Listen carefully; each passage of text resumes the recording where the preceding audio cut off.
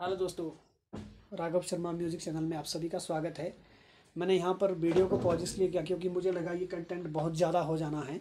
तो अब हम 28 से 33वां का जो भाग है वो अलग से बनाएंगे। आप उसको अलग से देख लीजिएगा।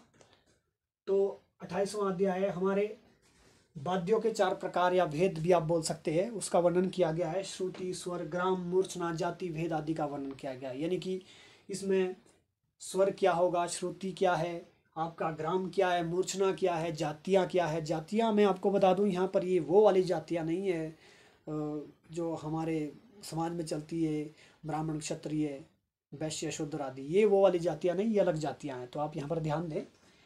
तो इसमें 18 जातियों का वर्णन किया गया। 18 जातियाँ किस प्रकार है? भरत मुनि ने 7 शुद्ध जातियाँ मानी और 11 विकृत जातियाँ मानी है। तो ये 18 जातियों आदि का वर्णन किया गया 28वें अध्याय में। तो अक्सर कई बार इससे प्रश्न पूछ लिया जाता है कि 18 प्रकार की जातियों का वर्णन नाट्य शास्त्र के किस अध्याय में किया गया है? तो 28वें अध्याय में किया गया है। या 4 प्रकार के भेद, वाद्यों के 4 प्रकार के भेद, या स्वर का वर्णन, या श्रुति का वर्णन, या जाति आदि का वर्णन किस अध्याय में किया गया? तो आपने ये सारे पॉइंट ऑफ व्यू थोड़े याद रखने हैं, ठीक है? आराम से याद हो जाएगा, कोई ऐसी बात नहीं। 2 बारी आप 1-2 बारी वीडियो को रिवाइज कर लेंगे तो ये इजीली टैकल हो जाएगा। अब उसके बाद बात आती है हमारा 29वां अध्याय।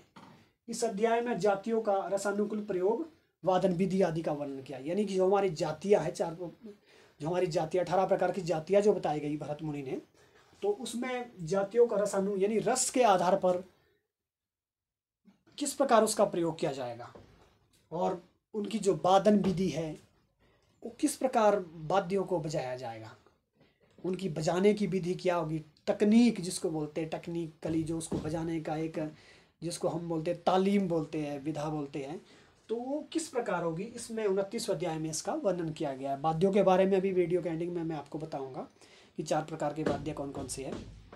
और 30वां अध्याय हमारा है सुशीर वाद्य। सुशीर यानी कि आप जब मैं बात बोल रहा हूँ सुशीर, यानी कि तुम मेरे मुंह से हवा भी निकल रही। सुशीर का मतलब है कि ऐसे वाद्य यंत्र जिन्हें फूक आदि की सहायता से बजाया जाता है, जैसे कि आपका बांसुरी हो गई, शहनाई होगी, इन्हें फूक से बजाया जाता है।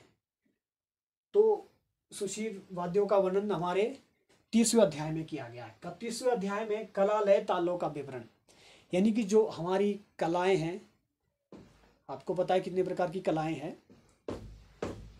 64 कलाएं हैं, जिसमें से मुख्य 4 कलाएं मानी गई है। तो उन्हीं कलाओं का इसमें वर्णन किया गया है।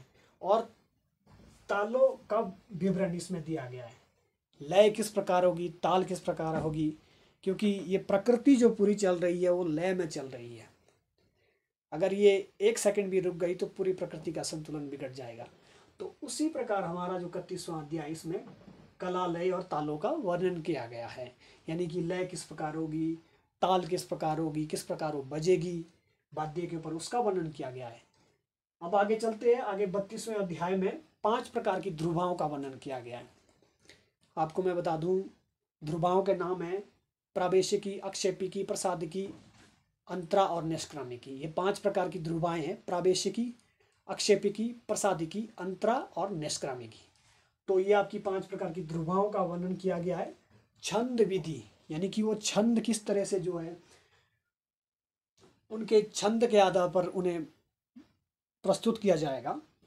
और गायकों के गुणों आदि का वर्णन। अब गायकों के गुणों आदि का वर्णन से आप क्या समझे कि गायक जब मंच पर अपना प्रस्तुति देता है, अपनी प्रस्तुति देता है मंच पर, तो उसके क्या क्या गुण होने चाहिए ताकि उसका जो गायन है, उसकी जो प्रस्तुति है वो प्रभावी रहे। तो 32वें अध्याय में इसी का वर्णन किया गया। अगला जो अंतिम अध्याय हमारा जो आता है वो आता है 33वां अध्याय। 33वें अध्याय में अवनद वाद्यों की उत्पत्ति। इसके बाद मैं आपको 4 प्रकार के वाद्य के बारे में भी बताऊंगा।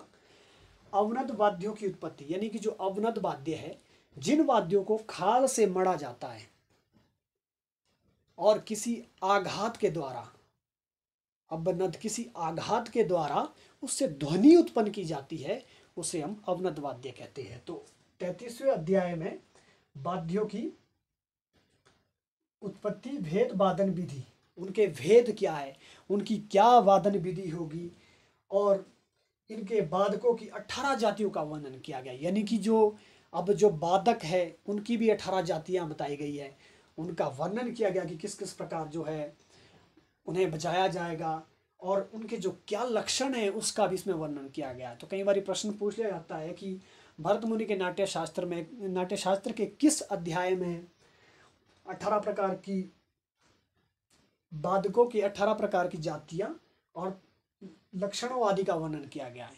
तो आप बता सकते हैं कि भरत मुनि का ये 33वां अध्याय है जिसमें इसका वर्णन किया गया है। और अवनद वाद्य तो ऊपर आ ही गया, अवनद वाद्यों का वर्णन किस में किया गया है, तो भी 33वें अध्याय में किया गया है। तो आई होप कि आपके लिए ये बहुत ही बेनिफिशियल रहेगा। और भरत मुनि के बारे में थोड़ा सा और जान लेते हैं। भरत मुनि जी ने 7 शुद्ध स्वर माने हैं और 2 विकृत स्वर माने हैं, अंतर्गंधार और काकली निषाद। तो 7 उन्होंने शुद्ध स्वर माने हैं और अंतर्गंधार और काकली निषाद उन्होंने अन्य 2 स्वर माने हैं। तो टोटल कितने माने उन्होंने? 9 स्वर माने हैं। और अभी हमने जैसे कि पढ़ा कि हमने 8 प्रकार के रसों के बारे में वर्णन किया नाट्यशास्त्र के इस ग्रंथ में। तो भरत मुनि ने 8 प्रकार के रस इसमें माने और जो 9वां शांत रस जो अब हम पढ़ते हैं पुस्तकों में, वो अभिनव गुप्त ने माना। वो कौन सा माना? 9वां शांत रस माना। तो अब हम बात करते हैं वाद्यों के बारे में। वाद्यों के बारे में हम बात करते हैं कि 4 प्रकार के वाद्य होते हैं, अवनद, तत्, सुशीर और घन। अब आपने इनको थोड़ा सा समझना है कि अवनद क्या है, तत् क्या है, सुशीर क्या है और घन क्या है। तो सबसे पहले हम अवनद वाद्य के बारे में समझ लेते हैं। ऐसे वाद्य जिनके ऊपर किसी जानवर या चमड़े की खाल मड़ी होती है और जिन वाद्यों को आघात के द्वारा जिन वाद्यों से ध्वनि उत्पन्न की जाती है, ऐसे वाद्यों को हम अवनद वाद्य कहते हैं। अब दूसरे नंबर पर हमारा आता है तत्वाद्य। तत्त माने तंत्री। अच्छा, अवनद वाद्य के बारे में थोड़ा सा एग्जांपल दे देता हूँ। जैसे कि आपका ढोलक हो गया, तबला हो गया, ये हमारे अवनद वाद्य के अंतर्गत आते हैं। और आपको पता है कि हमारा हिमाचल का जो कल्चर है वो हर गांव में कोई ना कोई वाद्य होते हैं। तो वहाँ पर जो दुमाना होता है, दुमानू जिसको हम बोलते हैं, दुमाना वाद्य होता है, वो भी अवनद वाद्य के अंतर्गत ही आता है क्योंकि उस पर खाल मड़ी जाती है। हालांकि उसको बजाया छड़ी से जाता है, दुमाने को छड़ी से बजाया जाता है, पर यहाँ पर परिभाषा ये बनती है कि ऐसे वाद्य जिन वाद्यों के ऊपर खाल मड़ी जाती है अथवा जिन वाद्यों को आघात के द्वारा जिन वाद्यों से ध्वनि उत्पन्न की जाती है, ऐसे वाद्यों को हम अवनद वाद्य कहते हैं। अब बात करते हैं तत्वाद्य के बारे में। तत्वाद्य ऐसे वाद्य जिन वाद्यों में तार का प्रयोग किया गया हो, जैसे कि आपकी सितार हो गई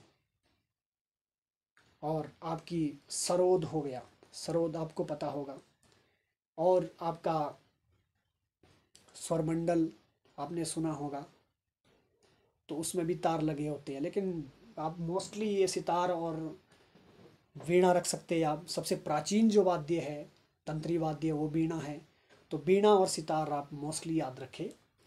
तो ये हमारे तंत्री वाद्य हैं, यानी कि जिन वाद्यों के ऊपर तार लगी होती है और जिन वाद्यों को छेड़ने पर तार के द्वारा ध्वनि उत्पन्न की जाती है, ऐसे वाद्यों को हम तंत्री वाद्य कहते हैं। तो अवनद हो गया, तत् हो गया। अब बात करते हैं सुशीर वाद्य। सुशीर वाद्य हमारे हैं जिन वाद्यों से फूंक के द्वारा ध्वनि उत्पन्न की जाती है, जैसे आपकी शहनाई होगी, बांसुरी हो गई, आपकी मुरली बोलते हैं हम इसको, बहुत सारे नाम हैं। तो बिस्मिल्लाह खां का नाम आपने सुना ही होगा। 1947 में जिन्होंने, जब हमारा देश आज़ाद हुआ था, तो लाल किले पर उन्होंने शहनाई बजाई थी। तो वो एक सुशीर वाद्य है। शहनाई किस प्रकार का वाद्य है? सुशीर वाद्य है। और आपका बांसुरी, श्री कृष्ण मुरलीधर जिन्हें कहते हैं, तो वो वाद्य जो प्रयोग करते थे वो सुशीर वाद्य है। अब बात आती है अंत में, जो चौथे प्रकार का वाद्य है वो है हमारा घन वाद्य। अब घन वाद्य में थोड़ा सा आपने ये ध्यान देना है कि घन वाद्य में भी खाल मड़ी होती है। किसी जानवर की खाल मड़ी होती हो, चाहे किसी भी जानवर की हो। तो घन वाद्य में भी खाल मड़ी होती है, लेकिन उसमें फर्क क्या है? ऐसे वाद्य है जिन वाद्यों की ध्वनि किसी अन्य इंस्ट्रूमेंट या बोल सकते हैं आप अन्य माध्यम से, आप जिससे ध्वनि उत्पन्न की जाती है, माध्यम से जिससे ध्वनि उत्पन्न की जाती है, ऐसे वाद्य को क्या कहते हैं? हम घन वाद्य कहते हैं।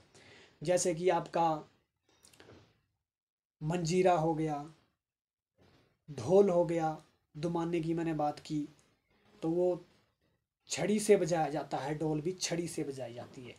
तो ऐसे वाद्य जिन्हें किसी अन्य की सहायता से जिनसे ध्वनि उत्पन्न की जाती है, ऐसे वाद्य को हम क्या कहते हैं? घन वाद्य। तो मैं उम्मीद करता हूँ कि आप लोगों को समझ आ गया होगा जितना मैंने बताया। और अगर आपको कहीं डाउट रहता है तो कृपया कमेंट बॉक्स पे कमेंट्स ज़रूर करें और मुझे भी सुझाव दें जो कमियां रह रही है, ताकि मैं उसे पूरा कर सकूं आने वाली वीडियो में। जो मेरे से त्रुटियां होती है या गलती होती है, या मैं जो, ताकि आने वाली वीडियो में उसे कंप्लीट कर सकूं। Thank you so much. Video को देखना ना भूलें। धन्यवाद।